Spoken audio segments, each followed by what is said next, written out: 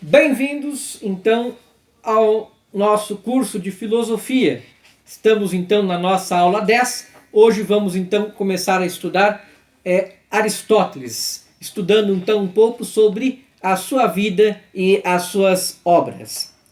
A importância de Aristóteles na história vem do fato de ele ter sido um dos primeiros a ir contra este desprezo filosófico pelo mundo natural. Ele foi um observador metódico, foi o inventor da lógica, pelo menos daquilo que chamamos assim os modos de pensar pelos quais depuramos um pensamento até lapidar nele sua máxima coerência. Outro ponto importante é que Aristóteles dedicou muito de sua filosofia a entender as causas de tudo o que observava. Entender as causas dos diversos fenômenos é a razão de ser da maioria dos experimentos da ciência moderna. Por isso, e muito mais, Aristóteles tem uma importância tal na história, mas infelizmente a importância tal na história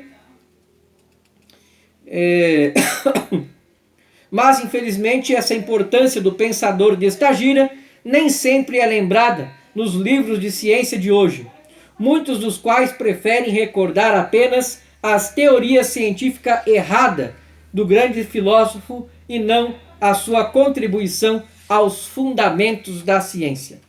Aristóteles nasceu em 384 a.C. em Estagira. O pai de Aristóteles se chama Nicômaco, era médico. Em 366 a.C., Aristóteles viajou para Atenas e ingressou na Academia Platônica. Permaneceu nela por 20 anos. Depois da morte de Platão, Aristóteles foi para a Ásia Menor. Estabeleceu-se em Assos por 3 anos, onde fundou uma escola com Erasto e Corisco. Depois foi para Mitilene, onde realizou pesquisas de ciências naturais. Em 343 a.C., Filipe da Macedônia chamou-o para a corte, confiando-lhe a educação do seu filho, Alexandre o Grande. Em 340, voltou para Estagira. Em 335 a.C., Aristóteles voltou para Atenas, alugando alguns prédios próximos a um pequeno templo sagrado dedicado a Apolo Lício, de onde provém o nome de Liceu, que é dado à sua escola. E como Aristóteles ministrava seus ensinamentos passeando pelas veredas do jardim anexo aos prédios, a escola também foi chamada de Perípato, que quer dizer passeio, e seus seguidores foram chamados de peripatéticos. Foram esses os anos mais fecundos da produção de Aristóteles. Em 323 a.C., com a morte de Alexandre, houve uma forte reação antimacedônica em Atenas, na qual Aristóteles foi envolvido, réu de ter sido mestre do grande soberano. Para fugir de seus inimigos, ele retirou-se para Calcis. Morreu em 322 a.C. Os escritos de Aristóteles dividem-se em 2 grupos, os esotéricos e os esotéricos. O primeiro grupo de escritos perdeu-se completamente, dele restando apenas alguns títulos e pequenos fragmentos.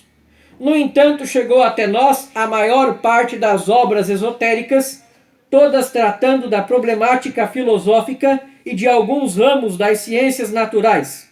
No seu ordenamento atual, o corpus aristotélico abre-se com o órgão, que contém as obras, o Tratado das Categorias, o Sobre a Interpretação ou Peri Hermeneias, os analíticos primeiros, os analíticos segundos, os analíticos anteriores ou posteriores, os tópicos e as refutações sofísticas. Temos a retórica e a poética. Temos a física de Aristóteles. Temos uma obra chamada O Céu, sobre a geração e a corrupção. A meteorologia, sobre a alma, a parva naturalia, a história dos animais, as partes dos animais, o movimento dos animais, a geração dos animais, a ética Nicômaco, a ética eudêmica, a política, né, e a metafísica. São todas, então, obras de Aristóteles. A partir da aula que vem, então, vamos começar a estudar os principais pontos do seu pensamento. Muito obrigado pela sua atenção e até nossa próxima aula.